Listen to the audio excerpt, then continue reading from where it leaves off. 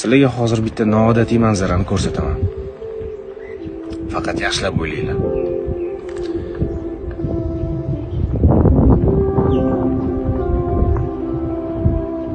Ko'rgili keladimi yo'qmi bilmadim-ku, lekin boyam, kambag'alam, inomarka haydaganam, necha qavatli uchastkasi bo'lgan odam, necha pulinglar borligidan qat'iy nazar, hammamizning boradigan manzilimiz bitta.